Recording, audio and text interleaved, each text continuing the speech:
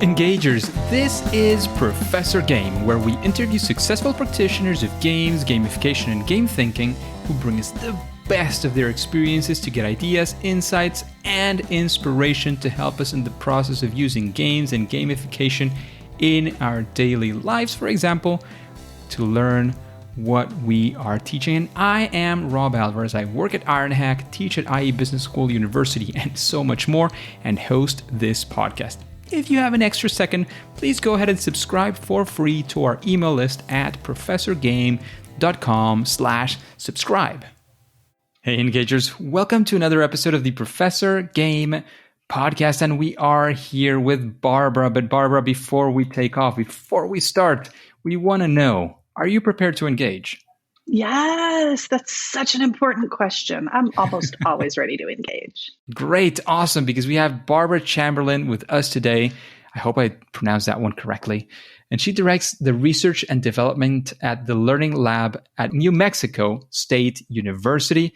She first started developing educational games in the early 90s and sought her doctorate to help guide ways research could inform the design of educational games. Her department creates research-based educational media such as games, apps, animations, video, interactive programs, and virtual reality experiences for a wide range of audiences and content.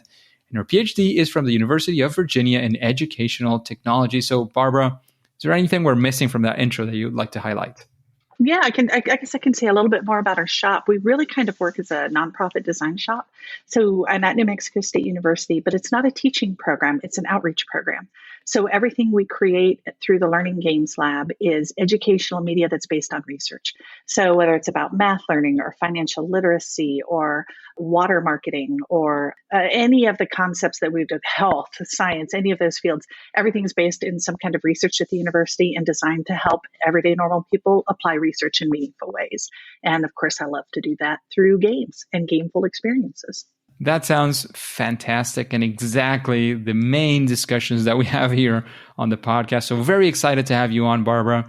And let's start very straightforward question, and one that we like to do, especially to get to know a little bit better our guests, because we'd like to know, what does a day in the life of Barbara look like, or what are you regularly doing? What would that be? How does that feel like today? Ooh, that's such a good question, and I should have been prepared for that. I'll give you one of my favorite days. So let's talk about what my favorite games are. My favorite days are when we get to do our design summits around a learning experience, and we get to bring our content specialists in. We like to have someone who's an expert in the content, someone who is an expert in the teaching of that content, the pedagogy around that, and then certainly people who are experts from our own team, our development team, in creating whatever that's going to be. And so then we might do a day and a half design summit where we go through our design process. And I love those days because we have the opportunity to go from, oh, we have so much potential and so much energy and so many great ideas, to like, oh my gosh, this is too much. How can we never do it? Oh, what were we thinking? And then by the second day, we come back around to, no. I got an idea. Yeah. We can make this work. And so those kinds of days are so much fun for me. It's a good busy, it's a frantic busy, but it's designing and it has all the hope of creating real change in people. And so those kinds of days I love.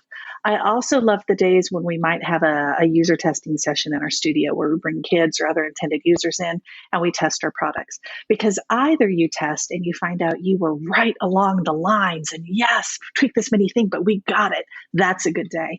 Or you reveal something that, wow, I did not see that coming. Thank goodness we're changing that. And that's a good day. So I love those kinds of days when we get to do that.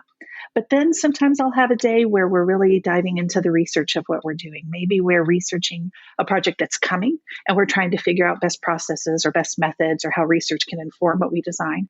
Or maybe we're designing research to measure the impact of one of our games and we're looking at all the different methodologies and beyond just a pre-post test. How could we evaluate what changes we're having?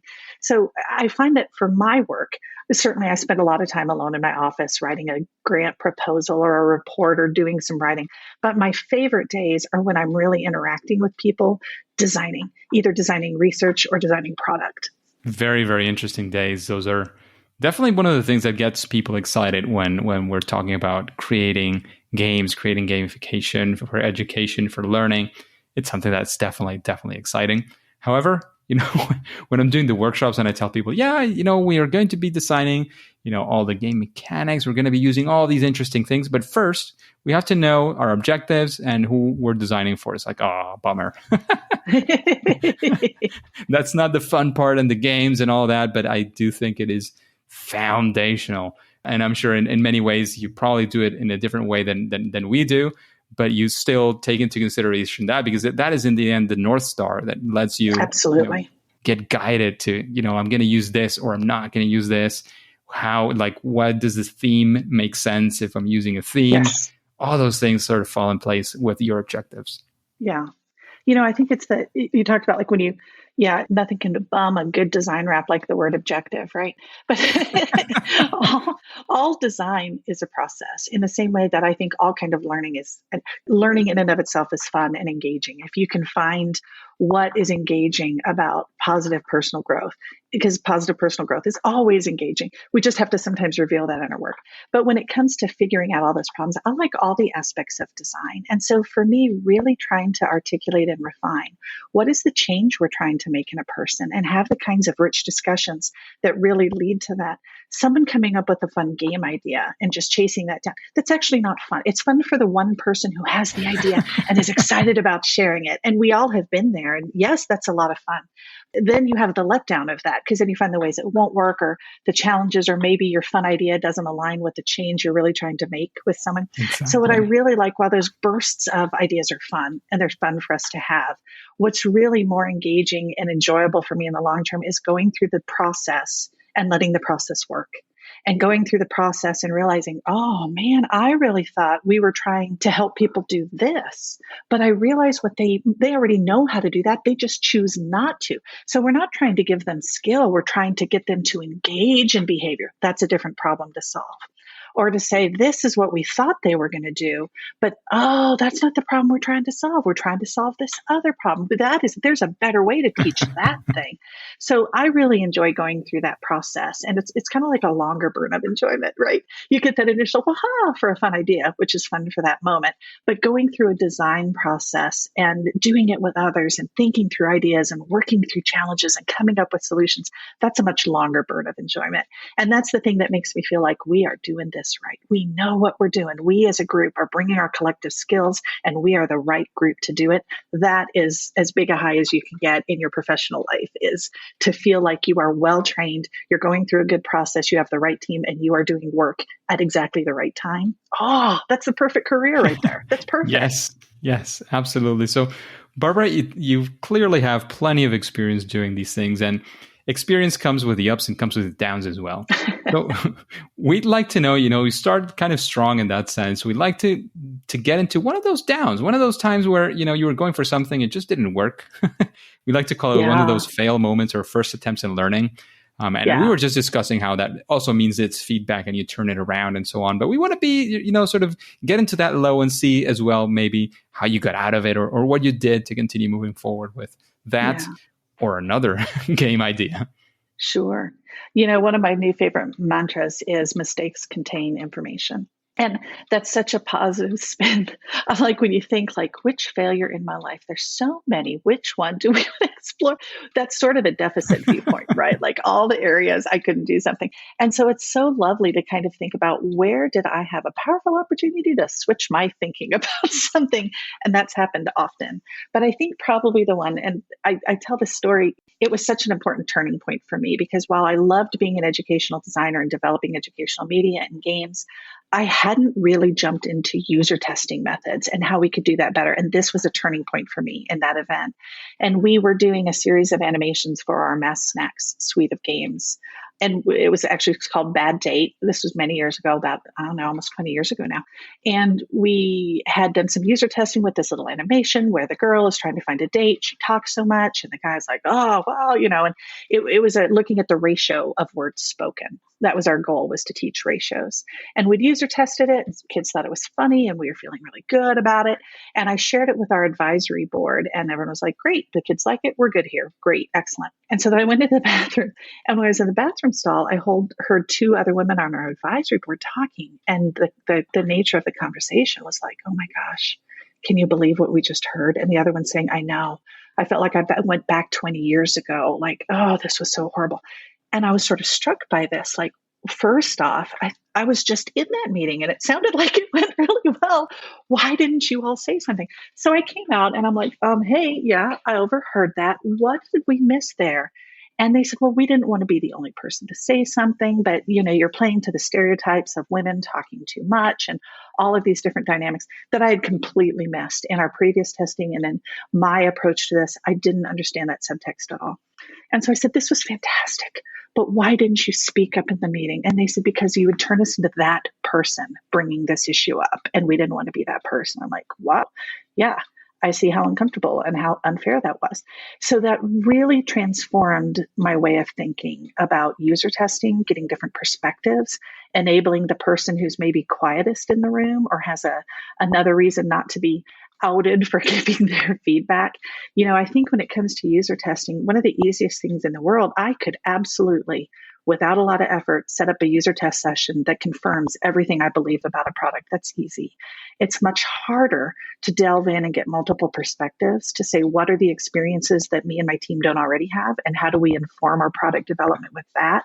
How do we go and hear that which we're not hearing? So that was such a powerful moment. It turned out that we turned the bad data animation around. Addressing that issue that they had of addressing that stereotype caused us to reverse it. And in the end, it made the animation so much better. Not only was it better to not feed into this negative stereotype, but as all issues with representation and accessibility, if you fix one aspect for one area, it almost makes it better in every area. So that was a really fun launching off point for me for delving into this whole other area of development. It was a good fail. And what would you start doing differently? Because you were mentioning empowering those people who don't speak up in your user testing and so on. After that, what would have been an immediate action you would have taken if you had known that information right before the user testing? What would you have done differently? So there's a couple of different things. One is, who are we testing with? And so I always think of the +1, -1 audience and stakeholders. That's the big takeaway. So if you're designing a game that's to be used in a 6th grade classroom, how does it feel to 4th and 5th graders? How does it feel to 7th and 8th graders? So that's the first, is to go plus and minus who your audience is for age or people who are in this category but slightly different. And then the other is to go back and look at stakeholders. So that's an important audience, not just your user testers, but people who work with that audience, be it teacher or volunteer leaders, whoever it is. Or if you're working with parents, can you talk to their kids about what you're designing for adults? So the gatekeepers to that audience and asking that. So that's one, is how do you change your audience you test with and expand it? But the second is, how do you change your methodologies? And so part of that is, I believe you need to give people opportunities to answer the same question several times, which sounds boring, and I don't mean that quite the way I sound. What I mean by that is, give them a chance to address the thing you want to know about from their own perspective. And then you ask them to address that issue you want to know about from someone else's perspective. So an example of that could be, we have this character in a game. How do you feel about them? And is this character someone you would like to go have lunch with? Tell me about that. And so you get to hear them tell you about what they think about this character. They're boring, they're dull, they're too old, whatever it is. And then maybe you have other questions. And then maybe you revisit and you would say, think of that character. Who in your life would like that character? Who would want to go out with them? Or who would play this game? So a good example of that is, if you're just trying to figure out, does this game appeal to a given age group? You never ask that, but you go to the age group you're sharing it with and you say, what age group is this designed for? And if they say, maybe my younger brother, it might be a little too juvenile. So it's that idea of giving multiple forms of feedback. Ask them a question, maybe do some focus group, maybe do some individual video closet is one of my favorite, where participants can go in and answer a question on an iPad after they've had a chance to think about it. That really controls groupthink of focus groups. Maybe it's a creative activity where they're drawing. So give your user testers multiple ways to give feedback so that you can kind of lead people to that path of thinking to mention or reveal the thing that you haven't caught. Very, very interesting insights. Thank you for all those, all that experience that you're sharing here on that process, Barbara. And let's actually take a spin on this. We were talking about a first attempt in learning, a time where things went wrong and the lessons from that. How about we go for actually a proud moment? One of those, you created this game or you did this experience and it actually went super well. You're super proud of it. We want to sort of be there on that creationist story, so to speak, and see what went right. What do you think are some of the factors of success? And in general, just be there with you and learn from that experience. Yeah. Oh, best days. Okay. So I have two. One is our game Night of the Living Dead, which is designed to teach credit score to high school students. And so the idea is you can play it individually. It's an app on the Apple Store for iPad. And you go through, and it's this post apocalyptic zombie world where you're trying to do things that impact your score in the game, which is exactly like your credit score. So maybe you're having to figure out if you can go to school or how you can go collect some junk in the demolished waste yard to get some money for different opportunities. But you have credit cards, you get loans, that sort of thing. And the seat time is fairly short. You can play the whole game in about 20 minutes. And so one of the things that's really interesting about it, my favorite way I've ever seen it implemented, was a large room, maybe 3 to 4 kids per iPad, and maybe you have 4 or 5 or 6 of those groups. And so you don't introduce it. You just start with open gameplay, as we encourage with our games. Just start playing, and the kids start playing it, and they're kind of talking to each other. And one kid might be like, I don't know, what is a credit card? What's the difference between a credit card and a debit card? And the other kid's like, oh, I know that. So they're kind of sharing, collaborating in groups on that. And then after about 15 minutes, you say, okay, iPad's down. How do you win this game? And you just ask that question. And you get the kids started talking about the gameplay, because when they talk about the gameplay, they're actually talking about the content. And all of a sudden, these students who are maybe 14, 15 years old are saying things like, here's the deal. You never take a subprime loan. Don't go to the subprime loan guy, because as soon as you take a subprime loan, even if you pay it back, you're going to wreck your credit score. And I remember in one of our sessions where we did this, and another kid, right? Another kid would be like, yes, the trick is you want to get a credit card, but make it manageable. Put just a small payment on it every month and pay it off immediately.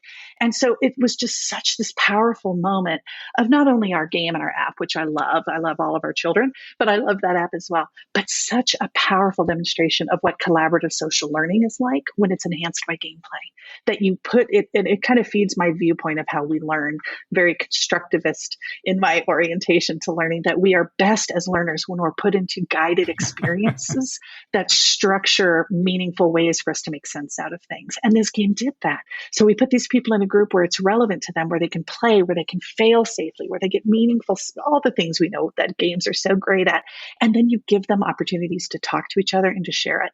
And we've had that reinforce itself many times, especially in games that we make that are designed for youth or for kids in classroom environments. The importance of the idea that the game is not enough, that wrapping around discussion, encouraging reflection, encourage sharing out, always enhances the transformation more.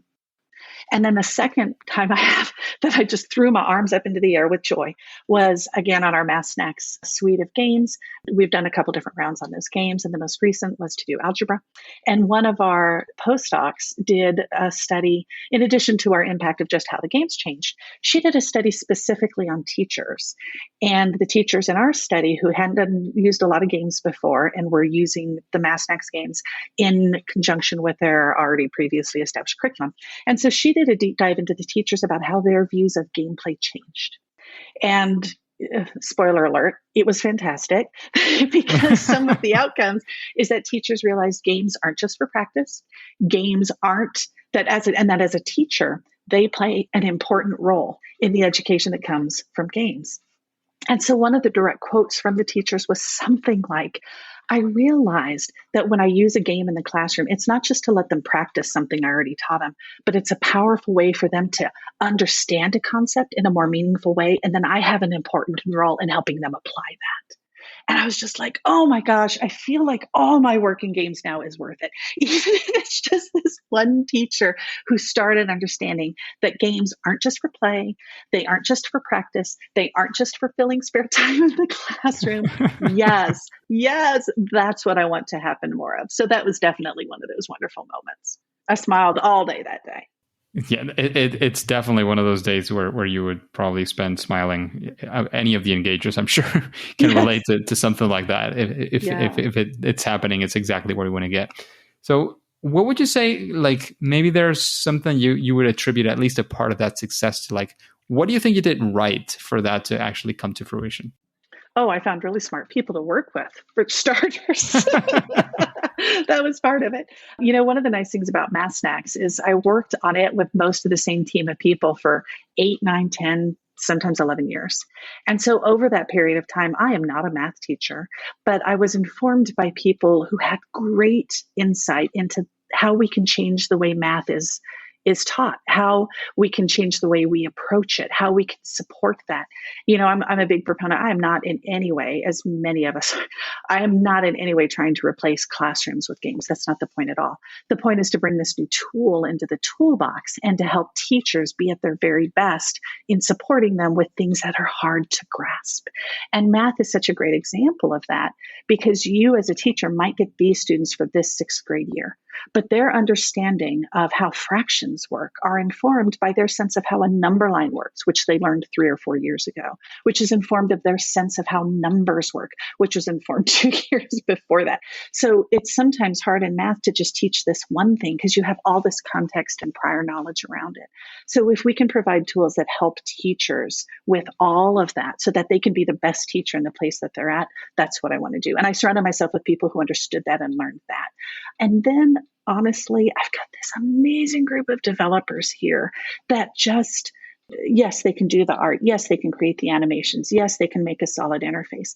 But what I love about our team here is I think when you're making transformational media, nobody does their one thing. Nobody is only an animator. Nobody is only a programmer. Nobody is only doing the audio files.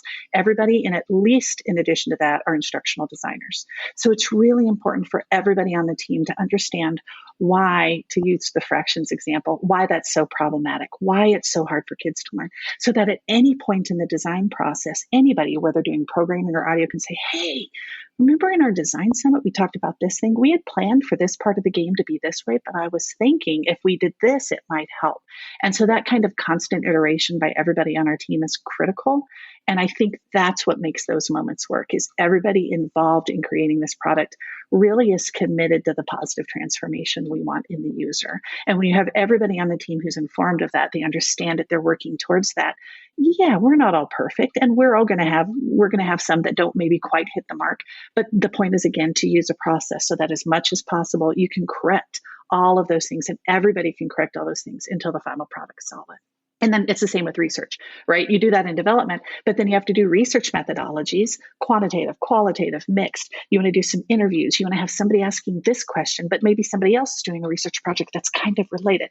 So it's the same thing. It's kind of attacking with all cannons, is that metaphor, but shooting with all cannons on a ship. You want to use everything that you have to investigate the question. You want to use everything that you have to teach or to change or to make a product. Sounds great. I just have one doubt, and this is something that I've heard. In fact, I think it was with Dave Chandros that we were discussing this, like the importance as well of giving, like not putting everybody in their place of you're not good enough for this and that. Not in that sense, definitely, but who is the specialist on what, and making sure that sort of the singing voice in instructional design is an actual instructional designer, game design is a game designer, game developer is a game developer.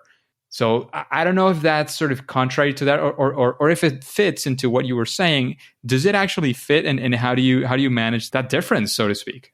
That's interesting to use that term, like singing voice. I think I kind of think of it more like immersion, that we certainly have someone on our team who knows math. And we certainly have someone on our team who knows the best way to create an interface. And we certainly have someone on our team that can think about things from an accessibility standpoint.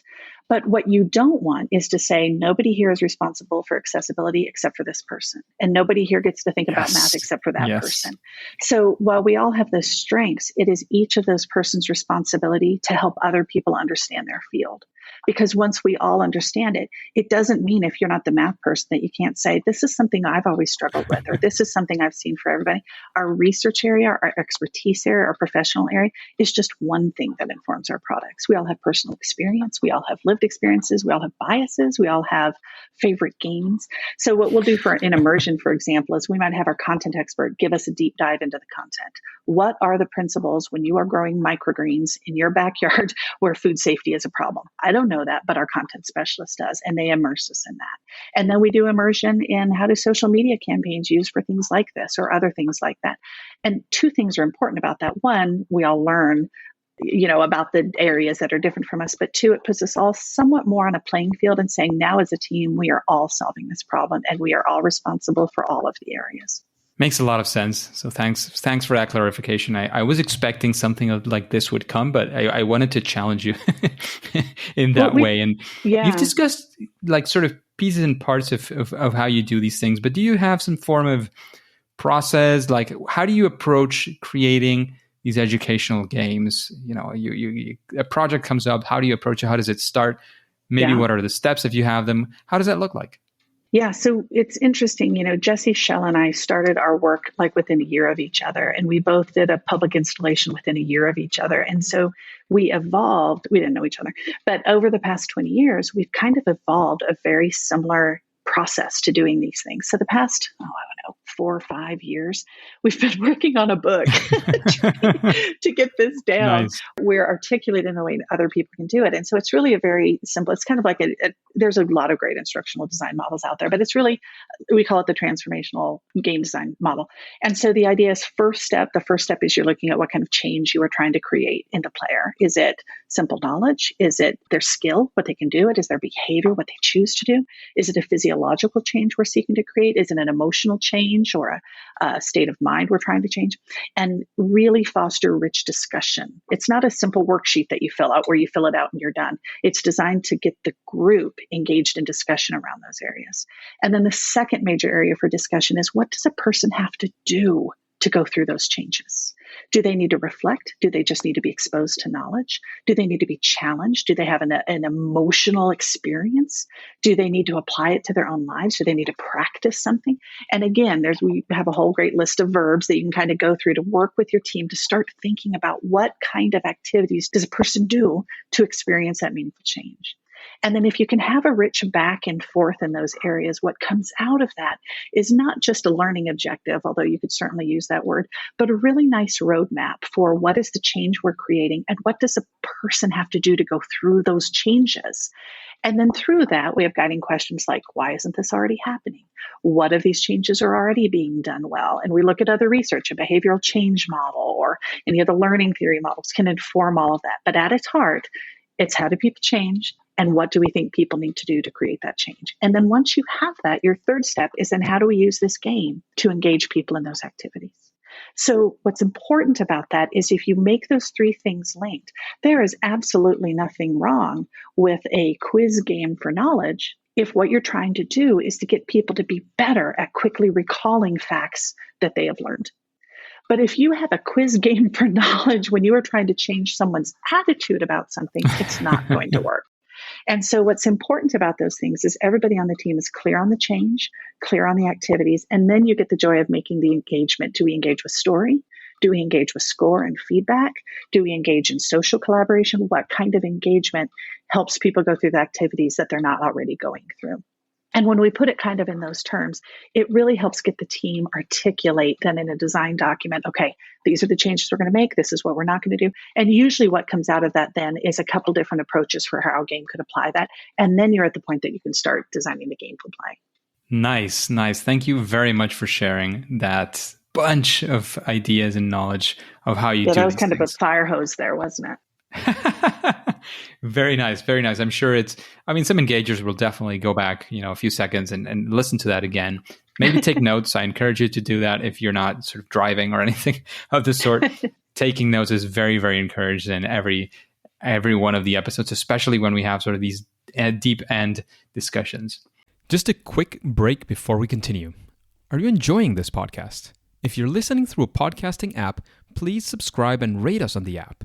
This will be of great help to reach more engagers so we can change the world together through gamification. And Barbara, we kind of went into something around these lines, but would you say that there is some sort of best practice? One of those things that, any educational game project can perhaps benefit from doing this and get a bit of better results? There's two things that we have done in the past 3 years that have been really important to us. And I'm really pleased with it because it's given us some capabilities that I was hoping it would. And the first was looking at issues of accessibility. And the second is looking at issues of representation, which relates to issues regarding diversity, equity, and inclusion. And so we've always cared a lot about accessibility and looked at colorblind issues or contrast or issues with text or captioning, that sort of thing. And so we've always done kind of what we could on that. And a few years ago, we said, okay, there have got to be better guidelines for what this looks like in games. And we're seeing in the accessibility field this huge movement forward put forth by Able Gamers and many others. Microsoft's led some of that about accessibility. And I fear that one of the takeaways from that is for those groups who want to be good people and make games accessible, they can go figure it out. And I kind of changed my voice there a little bit to be like, sure, that's great. But here's the deal. Accessibility, everybody is on a spectrum of need when it comes to visual, hearing, cognitive, motor control. Everybody is somewhere on that spectrum. And when we make our game, when we design our game considering those areas, it makes it better for everybody on the spectrum of any of those individual areas and where they will be. So we did a deep dive in when we redid a bunch of our old games because they were in Flash. We said, okay, we're going to be really intentional about looking at issues for accessibility for that. And it was a fantastic experience because that informed for us how important and really, in the end, valuable it is to the end game to consider all these things all the way through, that accessibility from the very beginning. So we now have a whole team going through this process. Our whole team is really well informed about these things and thinking about them. And I think that makes every product going forward even better. We're starting to do VR work.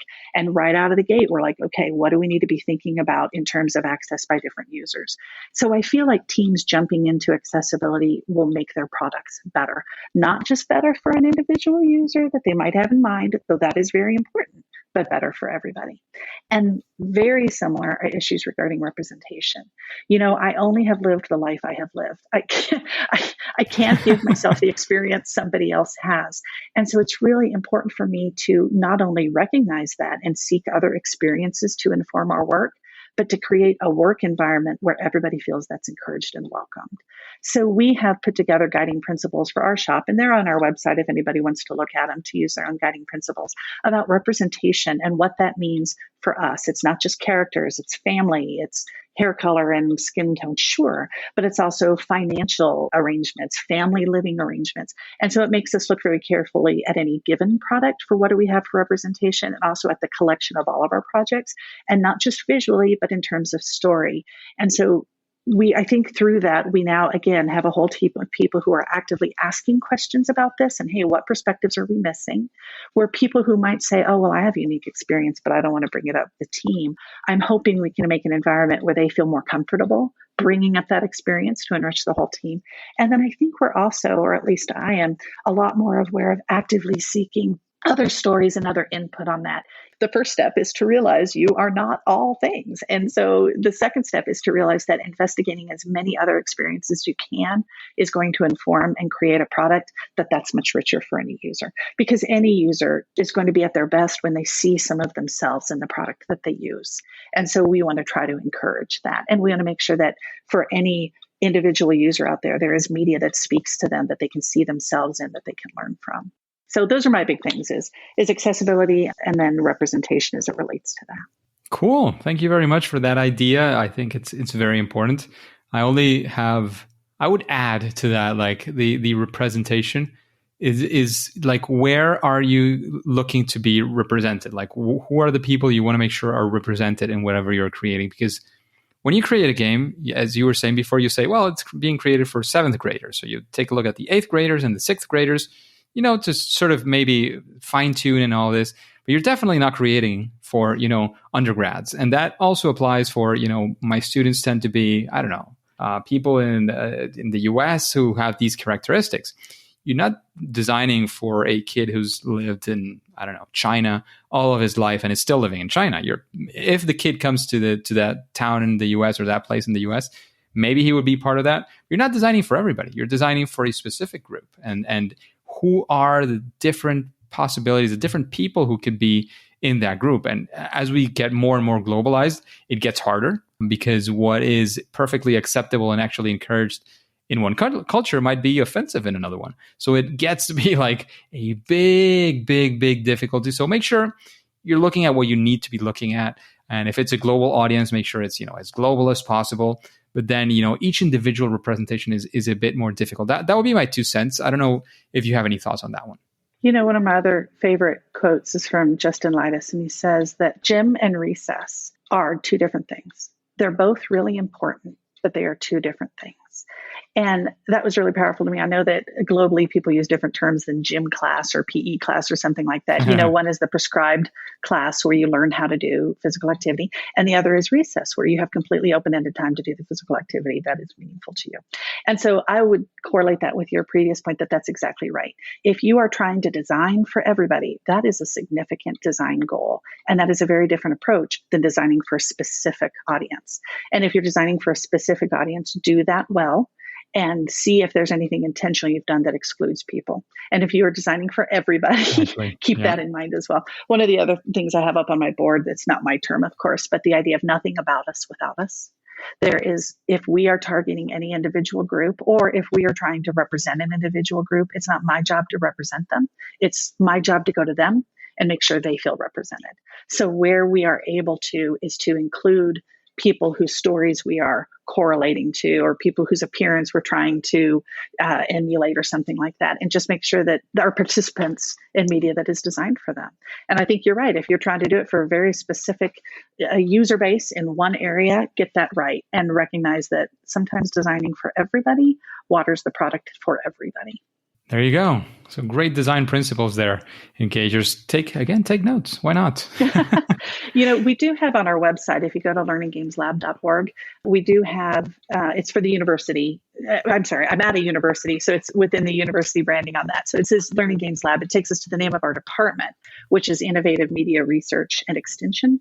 But Learning Games Lab is easier to hear and to remember. But if you go to learninggameslab.org, we have a blog on the side where we're trying to do more about documenting the processes we go through. So, for example, we have a blog on those guiding principles and how we arrived at that and how we revisit those every year. We have a blog on how we look at representation and what that means to us. We have a blog on the research and the different kinds of research that informs our work. So if that's something that people are like, whoa, what was that she just said? If you'd like to, please take a look at learninggameslab.org, hit that blog button on the list of things over on the left, and see if there's any of those things that you can pull from in your own work. Fantastic, Barbara. And you've given plenty of great recommendations. So is there, after hearing these questions, hearing what the podcast is all about, is there somebody that comes to your mind that you would like to hear interviewed in Professor Game, in a few potential future guests, if there's anybody that comes to your mind? Yes, I want you to talk to Dr. Matteo Cesaroto. He's a postdoc in our shop. And what I was talking about earlier, that framework for how we think about accessibility in game design, that's him, man. That's all him. He came and did research with us and guided our work. And so he and I published it, but he guided it, a framework for game designers and thinking through those accessibility, pulled in a lot of research from others and put that together. And I think I would love to see more attention being brought that accessibility isn't this side thing. As so many people are already saying this. We are not the only ones saying this. It's not this side thing to sprinkle onto your game when you're done, but it's something that makes your entire game better. And I think he'd be an interesting person for all of your engagers, all of us to hear and to learn from, to hopefully change our perspectives. He's a smart guy. He's got a lot of good things to say. Lovely. Love that. So keeping on that same sort of rant of recommendations, is there a book that you would recommend to the engagers? It's so funny you say that, because here on my mess of a desk, I have, 8 books sitting here. So the top 3 are ones that I have been actively referencing the past few days in writing and other things. And that's, of course, Jesse's book, Art of Game Design, just because we're working on this Art of Transformational Game Design book, but also Sabrina Sulba's book, The Transformational Framework. Sulba it reads like Cullyba, Cullyba, but she has so many great processes in there that I love. And then I really love the Research for Designers book by Muratowski, which has some great kind of insights into how can you use research to inform your design. But having said that, also in my list are 2 books, one that I've skimmed very quickly, but I haven't had a chance to dive into, and that's Kurt Squire's Making Games for Impact, which is a series of case studies in this field. And so I'm looking forward to diving into that. And then one that has been sitting here and I haven't had a chance to go through it yet is The Black Experience in Design. And that's by a number of authors in looking about their specific experiences with identity and expression and reflection. And that's just my attempt to try to bring other people's experiences into my line of sight so that I can accommodate them in our own and integrate them into our own design. So those are kind of what I'm going for. And maybe some people have some other I don't know. I'm one of those people that there is nothing that expresses my optimism in life than the number of books that sit on my counter that I hope to get to. I can relate to. You can relate. You can expect that, every week I ask somebody, what is a book you would recommend, that my list is, getting long and longer. Right. So my optimism is pretty large as well. But they see engagers, you came looking for one recommendation, you got 5. So, talk about value there. Well, the magic is if everyone gives them 5, they'll start to see trends in the one that keeps coming up, and then they'll know that's the one for them. For sure. Thank you. you. And then, gosh, hopefully one of these days, Jesse and I'll get our book out. Yes, and I can recommend that. But well, I'll bring you hopefully both back to the podcast and discuss what makes your book interesting, and maybe give us some clues and insights as to what you discuss in there. Yeah, I think my immediate reaction to that will be, well, it should be interesting. It took us like 10,000 years to write it. So maybe that will be the thing. Fantastic. And you've given plenty of recommendations for people, doing great things out there. But what would you say is your superpower, that thing that you do at least better than most other people?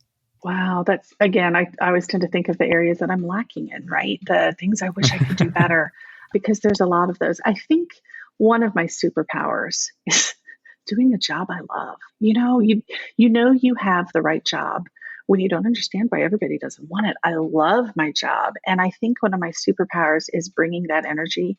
There's so many great reasons to love a job. And maybe engagers, maybe one of you, it's because you're making great money at it. Maybe it's because you love the benefits package. I don't know. But what I love about my job is I get these windows into experiences where I realize I am creating products that help people change. They might be huge ways or small ways, but I just feel like in that idea of what do we owe to each other? We owe to each other that we give them in experiences and environments so we can each live our best lives, right? Like, I just feel like as human beings that I'm so lucky that in my job, I get to do that. And I hope that one of my superpowers is fostering that in everybody on our team here.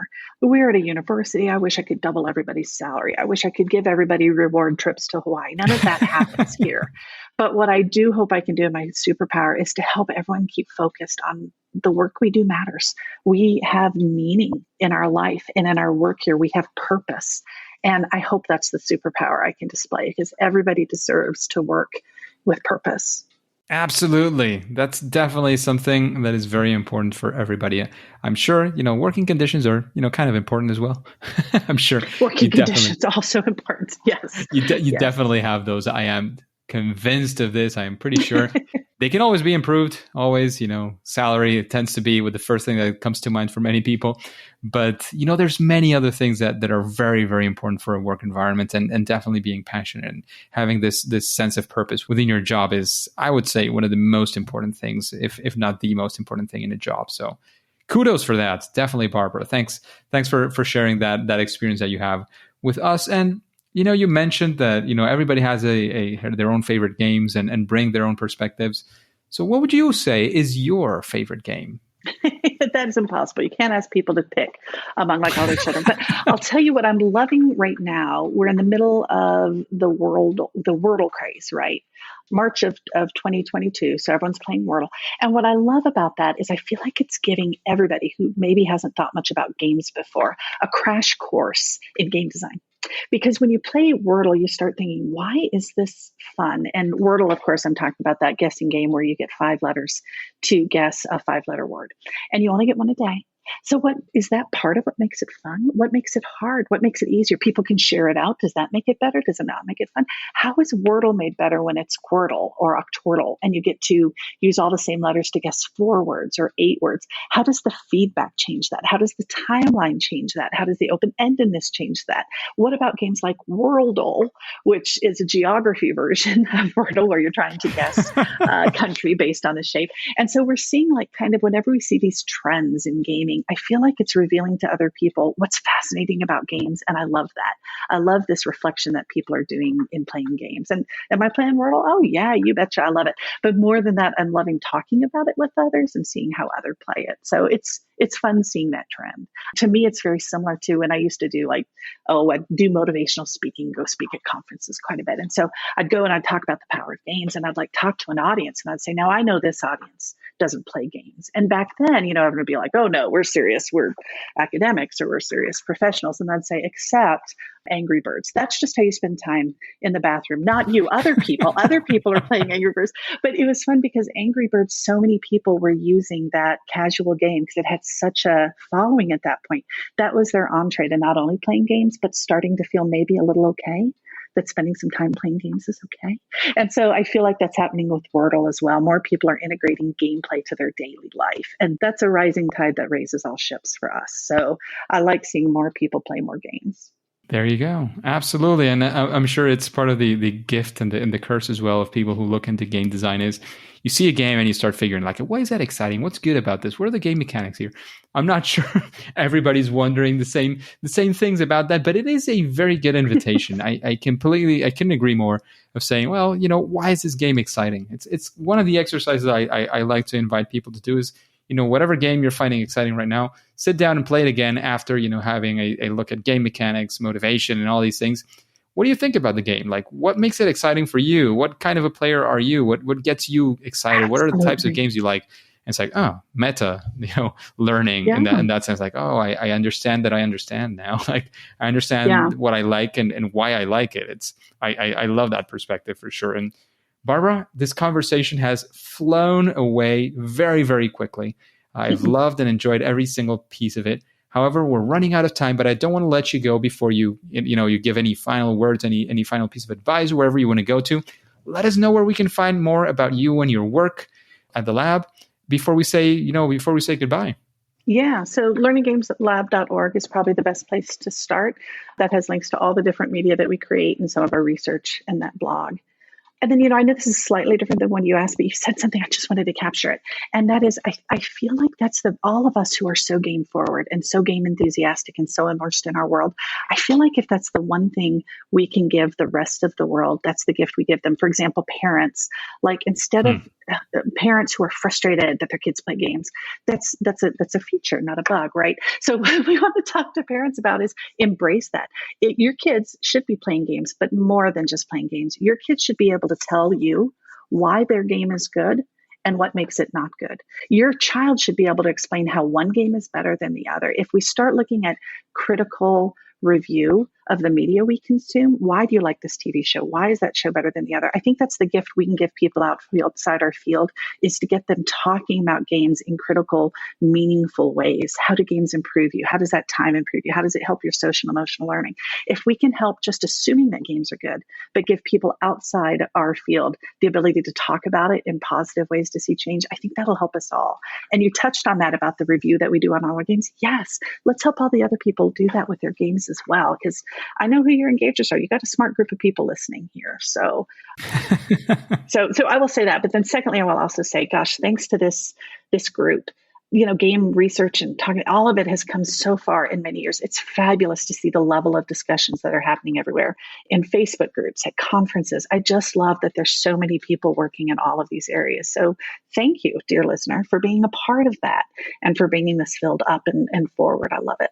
Thank you, Barbara. Thanks again for all the insights. Thanks for those final words and all that encouragement that you're giving the audience, the engagers, to go out there and do their thing, get excited about games and how they can change education and many other fields in this world. So thank you very much, Barbara. Thank you for all the advice, all the knowledge, all the things that you have done today, all the dedication of time you have provided the engagers today. However, at least for now and for today, it is time to say that it's game over. Hey, engagers, thank you for listening to the Professor Game Podcast. And I'd like to know, how are you listening to this episode of the podcast? If you're doing it through any of the podcasting apps, have you followed or subscribed for free and rated this podcast, which is also for free? If you haven't, please go ahead and do so. That way we are able to reach more engagers like you to achieve this long mission of making learning amazing. And if you want your instructions, if you don't know how to do this, you can go to professorgame.com/iTunes. That's where I put it. And remember, before you go on to your next mission, remember to do this: follow, subscribe, whatever that looks like. Rate us on the app, even leave us some comments. I read each and every one. And listen to the next episode of Professor Game. See you there.